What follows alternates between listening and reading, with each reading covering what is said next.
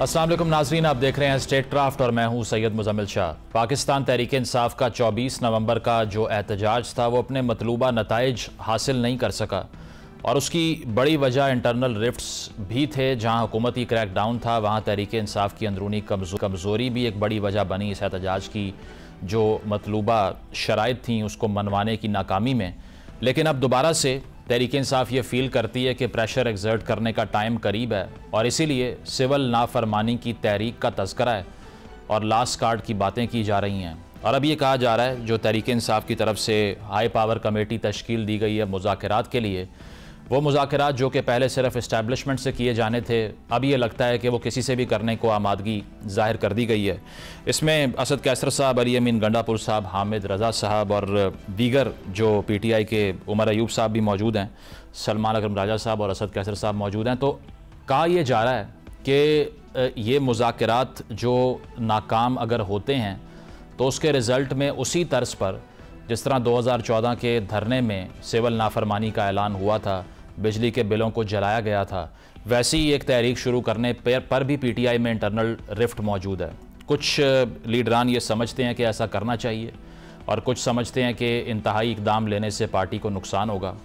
इस सारी सूरत हाल में फैसल वावडा साहब जो कि सदर हलकों के खासे करीब समझे जाते हैं, उन्होंने भी ये कहा कि दरअसल फैज़ हमीद साहब के ट्रायल को मद्देनज़र रखते हुए इस नौयत की कॉल्स दी जा रही हैं। और दूसरी तरफ ये भी कहा जा रहा है कि जो सिविल नाफरमानी की तहरीक है ये PTI फील करती है कि ये स्टेप लेने के बाद जो क्रैकडाउन उन्होंने पहले फ़ेस किया है, शायद इससे ज़्यादा क्रैकडाउन उनको फ़ेस करना पड़े। इस सारी सिचुएशन में अली अमीन गंडापुर साहब का ये कहना कि फ़िल वक्त सिविल नाफरमानी पर हतमी फ़ैसला नहीं किया, ये ज़ाहिर करता है कि पार्टी में कहीं ना कहीं अब डिसीजन अब तक इस पर लिया नहीं गया। और साथ साथ ये कि अलीमा खान साहिबा ने यह भी एक्यूज़ किया बैरिस्टर गौहर को कि हुकूमत ने बैरिस्टर गौहर साहब को कहा था कि संगजानी पर बैठ जाएं तो उसके बाद खान साहब को रिहा कर दिया जाएगा, जो कि तरदीद कर दी गई बैरिस्टर गौहर साहब की तरफ से। तो एक तरफ पार्टी के अंदरूनी चैलेंज और दूसरी तरफ इस नौयत के इंतहाई इकदाम। PTI क्या डिसाइड करेगी और किस से मुज़ाकरात करेगी, इस पर बात करते हैं। तहरीक इंसाफ के रहनुमा शेर अफजल मरवत साहब ने ज्वाइन किया। शुक्रिया मरवत साहब आपके वक्त का। ये बताइएगा, इससे पहले कि हम सिविल नाफरमानी की तहरीक को डिस्कस करें, ये कहा गया अलीमा खान साहिबा की तरफ से कि बैरिस्टर गौहर साहब को ये बताया गया था हुकूमत की तरफ से कि अगर आप संगजानी पे बैठ जाएं 24 नवंबर को तो उसके बाद में रिहाई भी हो जाएगी खान साहब की, मुतालबात की बात भी कर लेंगे, जिसकी उन्होंने तरदीद कर दी। ऐसी कोई ऑफ़र आई थी हुकूमत की तरफ से या अलीमा खान साहिबा के बयान की आप भी तरदीद ही करेंगे? इसमें कल जो है एक इंटरव्यू में जवाब दे चुका हूँ। मुझे इसका ज़ाती इल्म है कि ये ऐसी ऑफर आई थी और ये एक पेशकश हुई थी, लेकिन चूंकि एतमाद का फुकदान का, कम्युनिकेशन के मसाइल थे, तो यूं जो है ये बात आगे नहीं बढ़ सकी। मतलब बहुत से लोग ये भी बात कर रहे हैं कि 1-2 साल के लिए जलसे बंद कर दिए जाएं, तहरीकें चलाना छोड़ दें तो उसके बाद में रिहाई भी हो जाएगी और हो सकता है फ्यूचर में कोई पावर शेयरिंग फार्मूला भी सामने आ जाए। ऐसा कुछ इन प्लेस है या फिर जो हुकूमत कह रही है कि PTI की पोजीशन तो कमज़ोर है क्योंकि इंटरनल रिफ्ट है, तो ऐसा कैसे हो सकता है कि इस स्टेज के ऊपर आपको ऐसी डील्स ऑफर हों? इंटरनल रिफ्ट कोई नहीं है, सिर्फ ये मीडिया के बनाए हुए हैं। खान के साथ कोई इख्तिलाफ मोल ही नहीं ले सकता PTI पे। खान का जो फैसला होता है वही इम्प्लीमेंट होता है। और जहां तक आपने कहा ना कि 1-2 साल इंतजार करें, तो मेरा ख्याल है कि फिर इससे बेहतर है कि हम हिजरत कर लें पाकिस्तान से, क्योंकि बाकी तो कुछ छोड़ा ही नहीं है। आखिर में जाके लाशें हमारी गिरा दी है, हमारी मैंडेट चोरी कर लिया, 2 साल से हम पे जो है जमीन तंग की हुई है। अब लाशें वसूल करने के बाद भी हम 2 साल इंतजार करें तो बेहतर है कि हम फिर मुल्क से हिजरत ही कर ले, क्योंकि ये तो बेरनीरी बदमाशी है। न कानून की कोई बालादस्ती है, न अदालतों को कोई आजादी मिल रही है।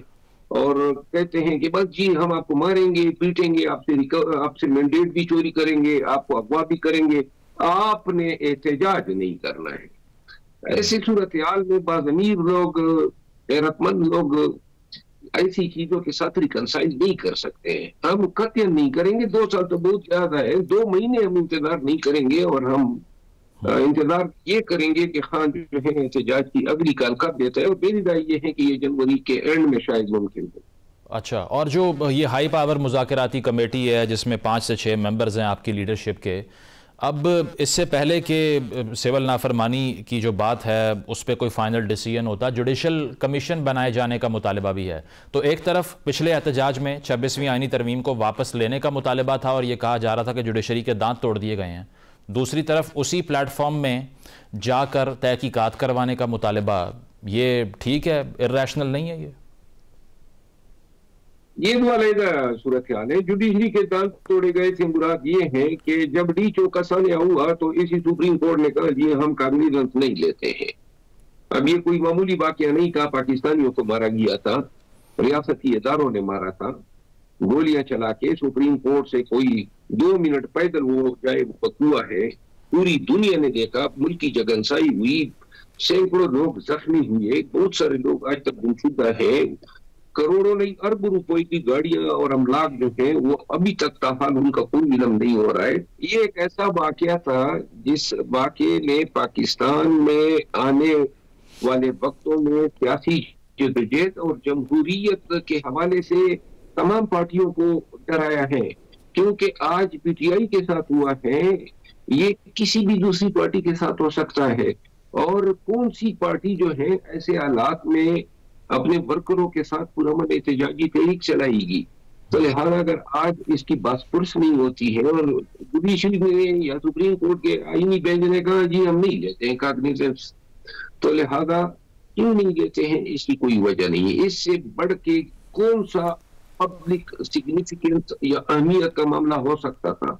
जहां तक जुडिशल कमीशन का ताल्लुक है, जुडिशल कमीशन ने तो ये तयन करना है, गवर्नमेंट दावे कर रही है कि जी हमने तो फाइल ही नहीं किया है, कोई मरा ही नहीं है, और हम कह रहे हैं कि जुडिशल कमीशन, क्योंकि ये पुलिस तो इनके हाथ में एक आलाकार के तौर पे इस्तेमाल हो रही है। ये क्या इन्वेस्टिगेशन करेगी? खुद इसी पुलिस उन मुल्जिमान में शामिल है जिन्होंने गोलियां चलाई। तो लिहाजा ना इन्होंने हमें लाशी दी, अस्पतालों तक रसाई नहीं की, वरसा को उठाया, लोगों को बयान देने पे मजबूर किया कि ये अपने लाशों के और अपने शुहदा के हवाले से ये बयान दे कि पीटीआई के लोगों की फायरिंग से, और हद ये कर दी कि इन तमाम वकूए के और कताल और जो जख्मी हुए और जो दींगा बरसती हुई, ये तमाम दावेदारी भी हम तमाम दावेदारी और दहशतगर्दियों के दर्जनों FIR किए। तो लिहाजा अब जुडिशल कमीशन जो है दूध का दूध पानी का पानी कर देगा। ये जुडिशल कमीशन से मुराद ये होती है कि कोई भी अदालत आलिया के 1 या 2 जज साहिबान जो हैं वो तमाम वाक़े को देखें, एविडेंस देके गवाहान को एग्जामिन करें और उसके बाद एक फाइंडिंग दे देंगे। अगर हम झूठे हैं तो गवर्नमेंट जो है विंडिकेट हो जाएगी, और अगर हुकूमत झूठी है तो कम से कम ये इकरार कर ले और खून बहा दे जो जिन पाकिस्तानियों का इन्होंने खून बहा है। सही। चलें, ये मुज़ाकराती कमेटी जो है, इससे पहले तो क्लियरली स्टेट किया गया था अलीमा साहिबा की तरफ से कि बात सिर्फ इस्टेब्लिशमेंट से होगी, खान साहब ने ये मैंडेट दिया है। अब उमर अयूब साहब कह रहे हैं इंसान हो या फरिश्ता हो सबसे बात करने को तैयार हैं। इससे ये मुराद लें कि नून लीग की हुकूमत से बात करने के लिए आमादा हो गए हैं आप? अब मेरा ख्याल है कि हमें सियासी बयानात के हवाले से पाकिस्तान तहरीक इंसाफ की सियासी क़यादत के बयानात को जो है अहमियत देनी चाहिए, क्योंकि खान ने ये मैंडेट जो है अपनी पॉलिटिकल पार्टी की पॉलिटिकल लीडरशिप को दिया है। किन से बात करनी है? उमर अयूब खान की बात की मैं तायीद करूंगा। ये बात जो है शायद अगर पाकिस्तान में जो बिगड़ते हुए हालात और सूरत हाल है और जिस अनारकी की तरफ हम जा रहे हैं, जो पहले से तबाही मलूकी का हाल है, तो इस तमाम सूरत हाल में और बिलखसूस जब मईशत के हवाले से अब सोचा जा रहा है कि बाइकाट होगा, तो फिर बातचीत जो है उन तमाम स्टेक होल्डर से होने चाहिए जो पाकिस्तान के सियासी फैसले करने में अपना हिस्सा, अपना वजूद, अपना रेशो रखती है। अच्छा, और इसके अलावा ये जो बॉयकॉट के बारे में आपने बात की या सिविल नाफरमानी की तहरीक की बात की, कहा यह जाता है कि 2014 के धरने में भी यही तर्ज अमल था, कंटेनर पे खड़े होकर बिल जला दिए गए थे, लेकिन 126 दिन आप बैठे भी रहे, उस वक्त इस्टेब्लिशमेंट के हवाले से भी सूरत हाल आपके लिए साजगार थी, हुआ कुछ नहीं, हासिल कुछ नहीं हुआ। तो इस बार तो जो पावर्स दैट बी हैं वो भी आप ये खुद कहते हैं कि वो हमारे साथ नहीं है और हमें कॉर्नर किया जाता है, तो फिर ये सिविल नाफरमानी की तहरीक कितनी इफेक्टिव हो सकती है? ये तो अगर हतमी फैसला हो जाता है, क्योंकि अभी तक मेरा ख्याल है कि हतमी फैसला नहीं हुआ है, और पार्टी और खान साहब जो है पाकिस्तान में अव्वल नंबर पे रेमिटेंसीज के हवाले से अपील कर देते, तो अक्सर को अंदाजा होना चाहिए कि 8 बिलियन डॉलर जो है हमने लिए हैं IMF से लोन। जितने शराइत IMF ने इम्पोज किए हैं, कुछ 8 बिलियन डॉलर की इवत हम उन शराइत के तहत बहुत सारे फैसले IMF के डिक्टेशन के तहत कर रहे हैं। सालाना 23 बिलियन डॉलर जो है रेमिटेंसेज में आते हैं, और उन 23 बिलियन डॉलर के यानी ये IMF के लोन से तकरीबन 3 गुना ज्यादा है। अच्छा। तो जो पाकिस्तान के अंदर अवाम है और पाकिस्तानी जो बाहर है ओवरसीज, वो मुतनफ़र हो चुके हैं इस निज़ाम से, ये तर्ज हकूक उमरानी से, ये ज़ुल्म जबर से। तो अगर ये कल जाती है और ये रेमिटेंसेस खुदा नफा से रुक जाती है, तो फिर न IMF सहारा दे सकता है और न कोई इनका दोस्त मुल्क जो है वो पाकिस्तान की हेल्प कर सकता है, क्योंकि पाकिस्तान की मईशत चल रही है रेमिटेंसेस पे। ये जो लोन्स हैं, ये लोन तो सिर्फ कैरी फॉरवर्ड हो रहे हैं। हमारी मईशत जो है वो रेमिटेंसेस के ताबे है, और इसका कोई इलाज, कोई तोड़ इनके पास नहीं है। अल्लाह न करे। आपका इशारा इस जानिब है कि दोबारा से इस मरतबा आप ये ऐलान कर सकते हैं कि हवाला हुंडी से पैसे भेज दें, जिस पर बहुत तनकीद हुई कि अगर आपका सियासी इख्तलाफ है तो रियासत को नुकसान पहुंचाना तो नहीं बनता। फिर is it an act of a statesman? रियासत जो है वो अगर आप देखें ना सही मानों में, जिस अंदाज में ये 2 सालों से पाकिस्तानियों के साथ पेश आ रही है, पार्टियों की वफादारियां तब्दील करने के लिए अफवाह करना, मारना पीटना, चैनलों पे पेश करना, फिर जो है मैंडेट बड़ी डटाई और बेशर्मी से चोरी करना, और इन चोरी शुदा मैंडेट के साथ वज़ीर आज़म और वज़ीर आला पंजाब और ये बनाना, ये हुकूमत या रियासत इस तरह नहीं करती है। रियासत दुश्मन कुव्वत इस तरह करती है या माफिया इस तरह करते हैं। तो लिहाजा अगर वो रियासत दुश्मनी नहीं है जो अवाम के हकूक के साथ हुआ, अदलिया पे इन्होंने कारी ज़रब लगा के अदलिया को तकरीबन देरनगी कर दिया है, और ये जो है रियासत दुश्मनी हो गई, और वो जो हुआ पूरी दुनिया में जगतसाई हो रही है, ताकि जाके पाकिस्तानियों पे गोलियां चला दी, वो रियासत दुश्मनी नहीं है, और ये रियासत दुश्मनी है। मेरे ख्याल में अगर वो सब जायज है तो फिर ये भी हद दर्जा जायज है। ठीक है, तो इस पर जो जिस तरह मुस्लिम लीग नवाज़ या पीपल्स पार्टी जो आपके मुखालिफिन हैं, उनके आर्ग्यूमेंट तो यही होते हैं कि उन दोनों के अदवार में 2018 से पहले 2007-8 के बाद से अगर देख लें तो सियासी असीरान थे ही नहीं। वो ये कहते हैं कि आपने आके इस कल्चर को प्रमोट किया, सारी अपोजिशन जेल में थी, मरीम नवाज साहिबा के होटल का दरवाज़ा तोड़ दिया, और इसके अलावा नैब के केसेस बनवाए, अब आप रिसीविंग एंड पर आ चुके हैं। तो ये तो वही सर्कल है जो आपने जिसका आगाज़ किया था। हम सिर्फ अब दूसरे एंड पे हैं और आप रिसीविंग एंड पे हैं। सही फरमाया। अगर पहले कोई काम गलत हुआ है वो भी काबिल मजम्मत है, जिस सियासी लीडर के साथ हुआ है, लेकिन एक चीज आप उस दौर की सहूबतों को इस दौर की सहूबतों के साथ कंपेरिजन नहीं करा सकते हैं।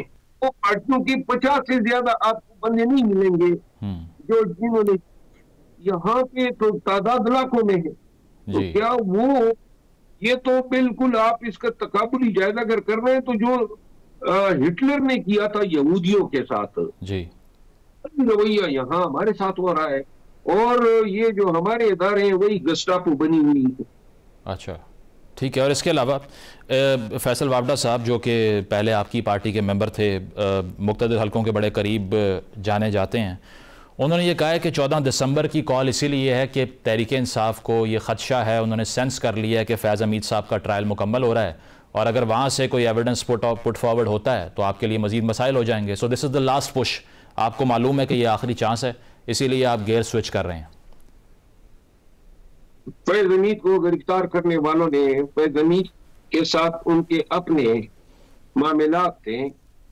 वो पीटीआई चेयरमैन इमरान खान की वजह से गिरफ्तार नहीं हुआ है, उसके खुद अपने करतूतों ने उनको गिरफ्तार करवाया है। और फैज हमीद जो है, जब ये खान की कुर्बत के दावे कर रहा था तो ये रिजीम चेंज बुनियादी तौर पर एक शाखसाना यही था, क्योंकि बहुत सारे उम्मीदवार जो चीफ ऑफ आर्मी स्टाफ बनना चाहते थे उनको खदशात थे कि शायद खान कहीं इन्हीं को ना बना दे।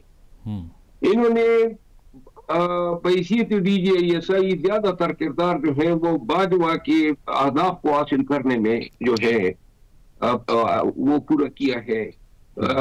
मैं ये समझता हूं कि फैज हमीद को हमारे सर पे थोप के या हमारे ऊपर लाद के हमें इसकी जान की बड़ी फिक्र पड़ी हुई है, ये गलत है।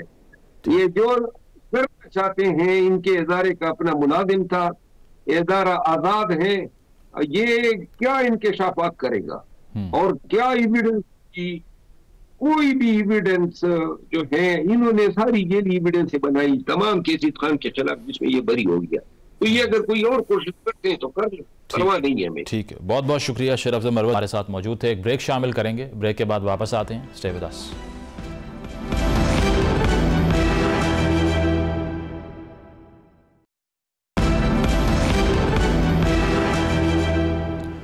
वेलकम बैक नाज़रीन। मशरिक़ वुस्ता एक मरतबा फिर से कशीदगी का मरकज़ बन गया और इस मरतबा शाम जो है, यहाँ पर हमने कन्फ्रंटेशन देखी है। शाम के सदर बशारुल असद की जो हुकूमत है 2 हफ्ते के अंदर अंदर वो ख़त्म कर दी जाती है और 27 नवंबर का वो दिन जब HTS जो कि एक बागियों का ग्रुप है उनकी तरफ से पेशकदमी का आगाज़ होता है और एक एक करके वो तमाम बड़े शहरों में पेशकदमी करते हैं और बिलाखिर दमिश्क में दाखिल होते हैं। बशारुल असद के हवाले से खबरें चलती हैं कि वो एस्केप कर जाते हैं और रूस में सियासी पनाह उनको मिल जाती है।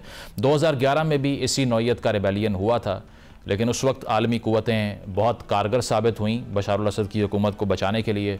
5 लाख लोगों की जान गई। इस मरतबा ऐसा हो ना सका। आगे शाम का मुस्तकबिल क्या होगा? क्या कोई सस्टेनेबल हुकूमत वहाँ पर बन पाएगी या फिर एक ऐसी सूरत हाल पैदा हो जाएगी जिसमें मुख्तलिफ ग्रुप्स आपस की लड़ाई में मशगूल हो जाएंगे?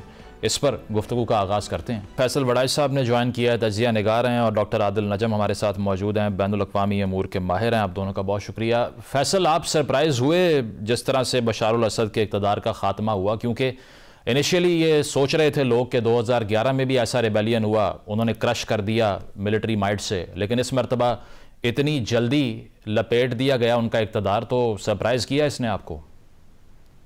जी बिल्कुल, पूरी दुनिया को सरप्राइज किया उन्होंने, और ये कोई भी इतनी जल्दी इमेजिन नहीं कर रहा था, और खास तौर पर ये कोई इमेजिन नहीं कर रहा था कि अपने अलवीज जहां पर अक्सरियत आबादी है वेस्ट सीरिया में, लताकिया और तरतूस के एरियाज में, यहाँ उम्मीद थी कि ये अगर कोई रेजिस्टेंस करेंगे तो यहाँ लाजमी तौर पर रेजिस्टेंस करेंगे, क्योंकि पिछले 8-10 साल से वो इस जगह पर बड़ी स्ट्रॉन्ग रेजिस्टेंस शो कर रहे थे और रशियन तैयारे भी उनकी सपोर्ट करते थे, हेलीकॉप्टर्स भी सपोर्ट करते थे। लेकिन इस बार तो वहां से भी भागने में इन्होंने कोई वक्त नहीं लगाया। वो तमाम लोग वो तमाम वेस्ट सीरिया के शहर जिसकी दीवारों के ऊपर एक मरने वाले की जो तस्वीर थी आज भी उन्होंने चस्पा की हुई है कि ये वो लोग हैं जिन्हें टेररिस्ट शाम ने कत्ल किया है। उन शहरों में भी उन्होंने बिल्कुल कोई रेजिस्टेंस शो नहीं की और इनको वहां पर दाखिल होने दिया। तो ये इस तरह से महसूस हो रहा है कि जैसे पूरी दुनिया की आंखों से इन्होंने छुपा कर कोई इस तरह की बात इनके दरमियान में हो चुकी थी कि ये एक ब्लड बात नहीं करेंगे, इनको आने दिया जाए। तो इसका फैसल कोई पैरेलल ड्रॉ कर सकते हैं जिस तरह से अफगानिस्तान का टेक ओवर था? क्योंकि उसमें तो चलें फिर कुछ 1-2 हफ्ते लग गए, लेकिन उससे पहले दोहा टॉक्स हुई, वो सब हुआ, अफगान आर्मी ने रेजिस्ट नहीं किया। तो ये वैसा ही केस है या इज इट डिफरेंट? ये थोड़ा उससे एक तो फास्ट है, वो ऑलमोस्ट 14 दिन उस पर लग गए थे, इसमें तो 10 दिन लगे हैं, 10-11 दिन। और इसमें भी आप ये देखें कि असल में जो हमा के बाद जो कुछ हुआ है वो तो 3 दिन में हो गया। असल लड़ाई तो उसके बाद शुरू हुई है ना, अलीपो पे इन्होंने कब्जा किया, उसके बाद ये जिस रफ्तार से आए हैं, बस जितनी रफ्तार से गाड़ी चलती है उस रफ्तार से ही आए हैं। अच्छा, अफगानिस्तान से थोड़ा सा मुख्तलिफ इसलिए है कि वहां एक पावर थी जिसने आके सारी चीज पर कब्जा कर लिया था। यहाँ एक पावर नहीं आई, सिर्फ एक जुलानी आपको नजर आ रहे हैं जो कि बेसिकली आप अगर उसको हम हमारे तलफ़ुज़ में कहें तो वो अल गोलानी है, जिनके दादा को इसराइल की जो गोलान हाइट्स उनके कब्जे में है, शाम की पहाड़ियां, वहां से इनको निकाला गया था। तो ये एक सल्फी हार्डलाइनर ग्रुप है जिसकी क़यादत में बाकी लोग आए हैं। और आप जोलानी के अगर इंटरव्यूज देखें तो उसमें इनके साथ बहुत से ग्रुप्स हैं, लेकिन ये बात ये भी वही कर रहे हैं जो अफगान तालिबान करते थे, लेकिन थोड़ी सी उससे सख्त है कि हम यहाँ पर शरीयत नाफिज करेंगे और ये हमारा एक ठीक निजाम है, इसको कोई रोक नहीं सकता। तो अफगानिस्तान से जो इनका फर्क है वो ये कि ये एक ग्रुप नहीं है, जबकि तालिबान एक ग्रुप थे। ठीक है आदिल साहब, 50 साला दौरे इक़्तिदार है ये अगर असद ख़ानदान को देखा जाए, और इसके अलावा 2011 का जो ये सारा ऑर्डील हुई थी, 5 लाख लोगों की उसमें जान चली गई थी। इसको रीसेंट हिस्ट्री में सबसे ब्लडी कॉन्फ्लिक्ट्स में से कहा जाता है, और फिर अचानक से 2 हफ्ते में ये सब रिवर्स हो जाना। इस सारी सूरत हाल में आपको लगता है कि रशिया और ईरान या हिजबुल्लाह जो अपने फ्रंट्स पर इतने इंगेज थे, ये भी एक बहुत बड़ा फैक्टर साबित हुआ असद रजीम के स्टैंड ना कर पाने का? शुक्रिया। जो आपका दूसरा हिस्सा सवाल का कि जो फैक्टर है रशिया का डिस्ट्रैक्टेड होने का, ईरान के डिस्ट्रैक्टेड होने का, वो यकीनन उसका जवाब है यस, वो एक बहुत बड़ा फैक्टर था। लेकिन मेरी गुजारिश ये होगी कि ये इतना अचानक था नहीं। मेरे ख्याल में इतनी कोई सरप्राइज भी नहीं थी। सरप्राइज का मतलब ये नहीं है कि मुझे पता था कि कल होने वाला है या किसी और को पता था कि कल होने वाला है, लेकिन सरप्राइज तो 2011 में थी जब नहीं हुआ। सरप्राइज तो पिछले 50 साल में थी कि इतना जबर, इतना अथॉरिटेरियन हुकूमत, इतनी अनपॉपुलर, कई मौके उसमें आए और वो फिर भी कायम रहे। उसके साथ आसपास उस जैसी जो दूसरी चीजें थी वो गिरती गई। So surprise in some veg वो थी। कहने का मकसद ये है कि ये इतना अचानक हादसा एकदम नहीं होता। पार्टली हमें इसलिए भी लगता है कि हम डिस्ट्रैक्टेड है ना। हमने भी तो रोज प्रोग्राम करने अपनी तमाशे पे, हमने भी रोज दूसरे जो कोरिया को भी देखना है और फ्रांस को भी देखना है और गजा भी हो रही है। सो उसी तरह दुनिया भर, हमसे मेरी मुराद आप और मैं नहीं है, हमसे मेरी मुराद पूरी दुनिया है। तो इन अ वे ये जो उबाल है ये बहुत अरसे का है, और उससे जो है जो की फैक्टर है वो वही है जो आपने भी जिक्र किया और फैसल भी बात कर रहे थे कि दिस इज नॉट जस्ट कि ये जो रेबल ग्रुप्स हैं ये बड़े मुस्तहकम हो गए एकदम। मसला ये है कि जो असद की रजीम थी वो बदस्तूर कमजोर से कमजोर होती रही। उसके जो एलाइज थे वो एक तरफ से डिस्ट्रैक्ट होते रहे। इतने वो एलाइज भी नहीं थे। असद जो है हमेशा उनके लिए उनकी एक मजबूरी थी इन अ वे, वो जो थे बिकॉज उनके पास कोई और ऑप्शन नहीं था, और अब वो ऑप्शन जो है बुरा सा बुरा होता रहा। असद की जो अपनी, हम जो अभी तस्वीरें देख रहे हैं, जो गुफ्तगू देख रहे हैं, अगर आप सुने सीरिया से, उसका तमाम ताल्लुक जो खुशी का है वो इस बात से नहीं है कि HTS आ गई या जिलानी साहब या कोई और उधर से आ गए। उसकी खुशी ये है कि ये जो दौर है पिछले 50 साल का और असद की जो रजीम है वो खत्म हुई, जो जेल्स में जो लोग बैठे हुए हैं, जो हम तस्वीरें वहां से देख रहे हैं, सो ये उसका उबाल है। और तारीख में ऐसे ही होता है। एक आखिरी गुजारिश मैं इसलिए ये कहना चाह रहा हूँ, ये नहीं कि ये गलत है सरप्राइज वाली बात, क्योंकि दुनिया हुई सरप्राइज, दुनिया नहीं सोच रही थी कि ये होगा, लेकिन इन एनालिसिस हमें सरप्राइज इसलिए नहीं होना चाहिए कि अब तो हम सीख चुके हैं कि जब भी ऐसा होता है तो जल्दी में होता है। देखिए, मैं सिर्फ तालिबान की अभी की बात नहीं कर रहा, जब अमेरिका गया, अगर आपको याद हो, जब तालिबान ओरिजिनली रूस के बाद आए तब भी वो यही सरप्राइज थी कि यार ये इतनी जल्दी कैसे आ गए। लिबिया जब हुआ तो तब भी इतने सालों के बाद सरप्राइज थी, यार ये इतनी जल्दी कैसे आ गए। और इतनी जल्दी का जवाब हमेशा ये होता है कि जो सो कॉल्ड, जो सपोज्ड रेजिस्टेंस होती है, जहां से आपको किसी को उम्मीद होती है कि रेजिस्टेंस होगी, वो फैसला कर लेता है कि यार it's not worth my while. Adil साहब, would you call this a revolution? यार ये रेवोल्यूशन जो है ना, ये अब सोशल मीडिया पे लोग बात करते हैं ना, वो मिसकंस्ट्रू कर रहे हैं इसको। बात पूछिएगा, मैं बताऊंगा। अच्छा ठीक है, सही। फैसल, ये बताइए कि जो रिस्पांस है, अमेरिकन रिस्पांस, जिस तरह जो बाइडन ने ये कहा कि दौलत इस्लामिया फ़ायदा उठा सकती है, ऐसा नहीं होने देंगे, रूस ने सिक्योरिटी काउंसिल का इजलास बुलाने की बात कर दी, कैसे देख रहे हैं अमेरिकन रिस्पांस को, रशियन रिस्पांस को एंड ईरानियन रिस्पांस को आप? अच्छा, ये मैं जरूर इस पर बात करूंगा, लेकिन मुझे आपके जो है रेवोल्यूशन वाली बात पर भी एक पॉइंट जी है sure. मेरा, अगर आप बात करें जी कि एक दफा चुआंग लाई से ये पूछा गया, आपको आप पता है कि चाइनीज बहुत बड़े लीडर थे, रेवोल्यूशनरी जी लीडर जी थे, उनसे तकरीबन 200 साल जब इसको होने को आए फ्रेंच रेवोल्यूशन के, तो इसके बारे में उनसे एक सवाल हुआ कि आप क्या समझते हैं कि फ्रेंच रेवोल्यूशन कामयाब हो गया? तो उन्होंने कहा इतनी जल्दी मैं कैसे बता दूं, अभी तो सिर्फ 200 साल। बिल्कुल। बात यह है कि ये रेवोल्यूशन था या एक और क्योस था, ये फैसला नदीम साहब ने किया, ये भी आने वाले बहुत से बरस करेंगे। अभी तो ये है जो आमतौर पे इनकलाब या रेवोल्यूशन के 3 हम नाम लेते हैं कि उसने रजीम चेंज कर दी, सिस्टम चेंज कर दिया, उसमें सिर्फ अभी आप यूं समझें कि एक टायरेंट गया है और एक पावर आई है, अभी उसका ये हमें नहीं पता कि वो क्या चेंज करेगी या इसको और वर्स करेगी।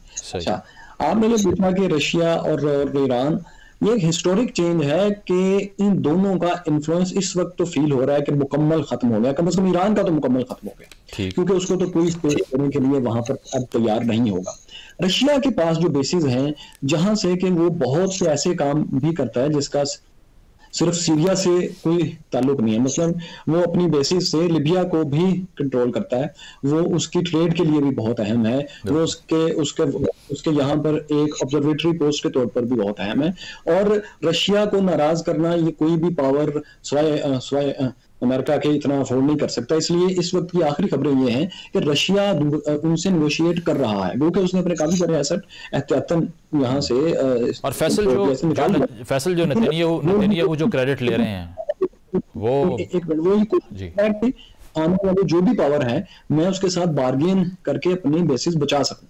जी ठीक, मैंने कहा नेतन्याहू जो क्रेडिट ले रहे हैं कि हमने चूंकि हिजबुल्लाह और ईरान को इतना स्मैश किया है कि उनके पास ये ताकत बची ही नहीं कि वो होल्ड कर सकते, ये एनालिसिस कैसा लगा आपको? बिल्कुल ठीक है, इसमें कोई शक नहीं है। अगर वो इनको इन दोनों को इस तरीके से ना क्रश करता तो आप कैसे समझ सकते हैं कि वो ये काम कर सकता था। आप एक और बात भी देखें, जिस वक्त तहरीर शाम का और इनके साथ एलाइज ग्रुप का मार्च चल रहा था तो 45 जगहों पर शाम के अंदर अमेरिकन बेसिस जो वहां पर हैं उन्होंने अटैक किए हैं कि ये कहीं इस मौके से फायदा ना उठाएं। और जिस वक्त ये सब कुछ इनका तहरीर शाम का अटैक शुरू हुआ था उससे कुछ पहले से ही इसने इसराइल ने जो रूट्स हैं जहां से मदद सीरिया के अंदर आ सकती थी इराक से या लेबनान से, उन तमाम एरियाज को उसने कई हफ्ते पहले से टारगेट करना शुरू कर दिया था। और जाहिर है वो अब ये ना भी कहें कि ये किसी कॉन्स्पिरेसी का हिस्सा है, तो ये तो है ना कि उन रूट्स को टारगेट करने के बाद अगर ईरान के पास कोई थोड़ा बहुत भी स्पेस थी कि वो यहाँ पर अपने लोगों को भेज सके लेबनान से या फिर इराक से, तो वो खत्म हो गई। तो इसमें कोई शक नहीं कि इसमें इसराइल की बहुत कामयाबी है। एक और बात भी कि अभी जब जैसे ही ये सब कुछ होना शुरू हुआ तो इसराइल इस वक्त जितना एरिया गजा का है उससे ज्यादा एरिया पर शाम के अंदर गोलान हाइट से आगे की तरफ जो हाइट्स थी उनके ऊपर कब्जा कर चुका है और इससे ज्यादा आगे बढ़ रहा है। ठीक है आदिल साहब, लास्ट क्वेश्चन ये, जिस तरह से फैसल ने पहले कहा कि अब चैलेंज ये है क्योंकि यहाँ मल्टीपल ग्रुप्स भी हो सकते हैं, आपको लगता है कि HTS या जुलानी एक यूनिफाइंग फोर्स बन के इस सारी जो सिचुएशन है इसको कंट्रोल कर सकते हैं? इसका चांस ज़्यादा है या फिर टोटल केओस का चांस ज़्यादा है? पॉलिटिकल प्रोसेस शुरू हो सकता है आपको लगता है? ये मिडिल ईस्ट है और सीरिया है, सो टोटल केओस का चांस तो हमेशा ज्यादा होता है। एक मैं प्रेडिक्शन करना कभी भी नहीं चाहता और ये भी प्रेडिक्शन नहीं है, लेकिन आई वुडंट बी सरप्राइज्ड अगर हम कुछ हफ्तों में ना HTS का जिक्र करेंगे ना गिलानी का जिक्र करेंगे। अच्छा। और उससे मेरा कहने का मकसद ये है कि ये दोनों मॉर्फ हो जाएंगे। गिलानी साहब ने तो ऑलरेडी मेरे ख्याल में ऐलान कर दिया कि उनका नाम ही ये नहीं है। ये तो उनका वो था ना नाम जो उन्होंने रखा हुआ था एज ए रेबल लीडर, तो वो वापस चले गए अपने पुराने नाम पे। He is distancing himself. UK जो है वो कह रहा है कि जी हम कंसिडर कर रहे हैं कि HTS टेररिस्ट ऑर्गेनाइजेशन है या नहीं है। इवन ईरान जो है वो कह रहा है कि ये जो है लिबरेशन फोर्सेस का लफ्ज अब इस्तेमाल करते हैं। तो देखें, जीत के 12 बाप होते हैं हमेशा, और यहाँ शायद 12 से भी ज्यादा हो। तो ये यकीनन जो है ये केओस जो है उसका एक हिस्सा ये है कि इसमें बहुत से एक्टर्स मौजूद हैं और जो बाहर वाले एक्टर्स हैं उनकी बहुत बड़ी स्टेक्स। चाहे वो तुर्की हो, चाहे वो ईरान हो, चाहे वो देखिए अभी हमने इराक और जॉर्डन की बात नहीं सुनी, लेकिन वो भी इस वक्त बड़े फिक्र में बैठे होंगे, और यकीनन इजराइल हो। सो एक तो ये है कि जीत के बहुत से बाप होते हैं, दूसरा ये है कि जो सिचुएशन है वो इतनी फ्लक्स की है। अगेन अगर पैरेलल ड्रॉ ही करना है, पैरेलल नहीं है, तारीख में कभी पैरेलल नहीं होते, लेकिन लेसन जरूर होते हैं। तो अगर आपको याद हो कि जब अफगानिस्तान से रूसी गए जी, तो वहां भी सूरत हाल ये थी कि बहुत सारे ग्रुप्स थे जी, और उनको किसी तरह एक हुकूमत बनानी थी। अब यही वाली बात हो रही है। In some ways I think HTS morph करेगी अपने आप को। वो तो बहुत ज्यादा कोशिश कर रहे हैं कि अपना पर्सोना चेंज करें, कुछ सालों से कर रहे हैं और पिछले 2 दिन में बहुत से कर रहे हैं। बड़ा चैलेंज जो है वो अब पॉलिटिकल प्रोसेस को आगे बढ़ाना है। ठीक है, बहुत शुक्रिया। डॉक्टर आदिल और फैसल बड़ाइच हमारे साथ मौजूद थे। एक ब्रेक शामिल करते हैं, ब्रेक के बाद वापस आएंगे। Stay with us.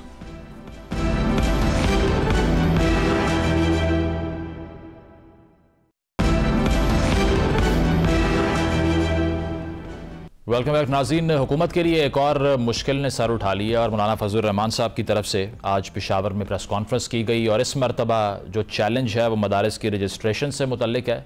JUI का मौक़िफ़ ये है कि 26वीं आइनी तरमीम में जो बिल था उस पर हुकूमत ने आमादगी का इजहार किया और मुशावरत मुकम्मल हुई, लेकिन अब आकर ये कहा जा रहा है कि इस बिल के हवाले से जो नकात तय किए गए थे उस पर अब ये बिल सेल थ्रू करता हुआ दिखाई नहीं दे रहा। और इस पर फजल रहमान साहब ने यह भी कहा कि अगर इस बिल पर दस्तखत ना किए गए तो इस्लामाबाद की तरफ मार्च किया जाएगा।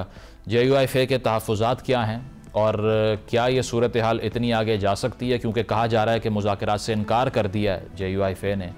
ऐसे में हुकूमत के पास क्या ऑप्शन है और इस सारी सूरत हाल में कंट्रोवर्सी जन्म कैसे ली, इस पर बात करते हैं। जमीयत उलमा इस्लाम के रहनुमा मोहम्मद असलम गौरी साहब ने ज्वाइन किया। असलम साहब, सबसे पहले तो ये बुनियादी सवाल कि मदारिस की रजिस्ट्रेशन का जो मसला है JUI क्या समझती है कि कैसे शुरू हुआ, किसको ब्लेम करना चाहिए, और जो अब आपका मौक़िफ़ है कि किसी से मुज़ाकरात नहीं किए जाएंगे, उसकी वजूहात क्या हैं? देखिए, ये बिल जो हमने जिस बिल पे हम कह रहे हैं, ये बिल तो PDM हुकूमत के दौरान में उस वक़्त की तमाम पार्टियां जो हुकूमत में शामिल थी, बशमूल पीपल्स पार्टी, मुस्लिम लीग नून, MQM, बाप और जितनी पार्टियां उस हुकूमत में शामिल थी 16 माह की हुकूमत में, उस हुकूमत में यह तैयार किया गया था। और पार्टी सरबराही इजलास में 5 घंटे तक इसको डिस्कस किया गया था। हर किसी ने अपनी अपनी तजावीज़ दी, उसके बाद ये बिल बनाया गया। लेकिन जब बिल चला गया असेंबली में और फर्स्ट ख्वानदगी हुई, फिर सेकंड ख्वानदगी पे रोका गया और पता चला कि प्राइम मिनिस्टर साहब ने कहा कि हमें इंटरनेशनल दबाव आ गया है, मुल्क डिफॉल्ट होने जा रहा है, तो वो कह रहे हैं कि FATF और IMF वाले कह रहे हैं कि ये बिल पास करेंगे तो हम आपकी अमदाद रोकेंगे। तो हमने उस पर कहा कि मदारस बाद में, पहले पाकिस्तान है, हमने कहा बाद में इसको कर लेंगे। हमने इस बिल को पेंडिंग करवा दिया। ठीक, अब वही बिल है 26वीं तरमीम में हमने कहा माशाल्लाह अब तो हमारा इंडेक्स बहुत ऊपर चला गया है, मुल्क डिफॉल्ट से निकल गया है, पाकिस्तान तरक्की की मंजिलें तय कर रहा है, मुल्क में महंगाई खत्म हो गई है, तो यार इस बिल को तो पास करो जो मदारस का आपने पेंडिंग किया हुआ है। तो इन्होंने कहा ठीक है ले आओ। फिर दोबारा 5 घंटे हमारी वहां पर मीटिंग हुई है बिलावल हाउस कराची में। अच्छा। और वहां पर जनाब बिलावल साहब थे और उनकी पूरी लीगल टीम थी जिसने दोबारा इसको डिस्कस किया और इसको एक एक पहलू का जायजा लिया 26वीं तरमीम के साथ। तो इसके जो पहलू थे वो पब्लिक क्यों नहीं किए जाते? मेरी बात तो सुन लीजिए हजूर पूरी। इसके बाद ये वापस आ गया और आने के बाद ये लाहौर हम आ गए, जाती उमरा में मीटिंग हुई, प्रेसिडेंट साहब भी वहाँ मौजूद थे, वज़ीर आज़म साहब भी मौजूद थे, मियाँ साहब बड़े भी मौजूद थे, सबकी मौजूदगी में ये फिर डिस्कस हुआ। फिर वहां से ओके हुआ। फिर ये एज ए सरकारी बिल वज़ारते कानून ने इसको पाकिस्तान की पार्लियामेंट में पेश किया। ठीक है। और 26वीं आईनी तरमीम के। अब ये बिल मेरा नहीं है, प्राइवेट नहीं है, ना मौलाना फजल रहमान का है, ये बिल गवर्नमेंट ऑफ पाकिस्तान का है। गवर्नमेंट ऑफ पाकिस्तान ने इस बिल को पेश किया, उसके बाद इसकी कौमी असेंबली और सेनेट से पास हुआ। अब सुना कि उसमें कोई कीड़े वीड़े निकल आए हैं, तो हमें नहीं पता कि इन्होंने किस तरह उसको बनाया, कैसे पेश किया, ये सब की मशवरा हुआ। वजारत कानून की कारकर्दगी पे भी उंगली उठ रही है, हम पीपल्स पार्टी और नून लीग के वकला की कारकर्दगी पे भी उंगली उठ रही है, और पार्लियामेंट की बाला दस्ती पे भी उंगली उठ रही है। ठीक है कि अब कौन सी बात है कि क्या ये जहां इतने प्रोसेस से जो चीज गुजरी है उस चीज में अब कौन से कीड़े निकल आए हैं। तो असलम साहब, आपको क्या लगता है कि इस मरतबा भी मसला मिसकम्युनिकेशन का या आपस में मुशावरत ठीक तरीके से ना हो पाने का है, या कोई अब भी आप बैरूनी दबाव समझते हैं इस बिल के पास ना होने पर?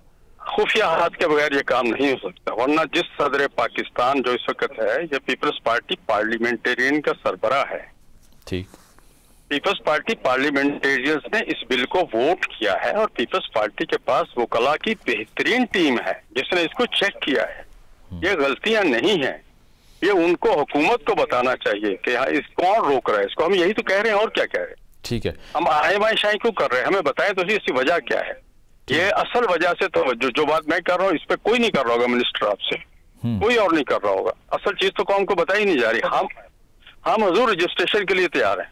अच्छा, बिल्कुल हम इनकार नहीं कर रहे। हमने मैटर तक तालीम भी अपने मदारस में कर दी है, ये भी आप केल में दे दो, ये कह रहे नहीं कर रहे हैं, कौमी दायरे में नहीं ला रहे। हमने मैटर तक तालीम कर दी है, हमने मुतालिया पाकिस्तान और इंग्लिश को लाजमी करार दे दिया है अपने ऊपर, जहाँ पर कारी और बनते हैं, शेखुल हदीस बनते हैं, मुफ्ती बनते हैं, वहां तक हमने कर दिया है।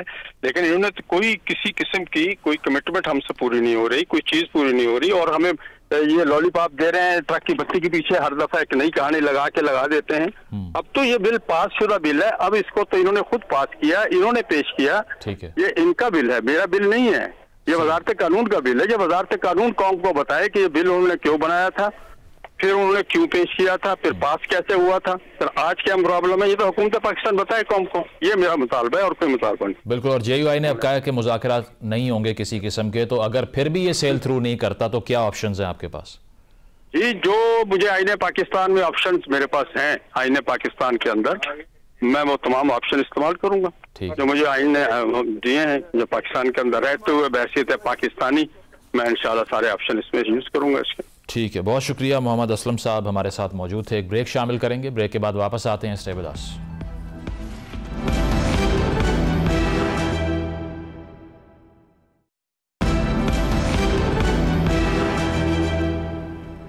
नाज़रीन, प्रोग्राम आपने मुलाहिज़ा किया, फीडबैक ज़रूर दीजिएगा। इजाज़त दीजिए, अल्लाह हाफ़िज़।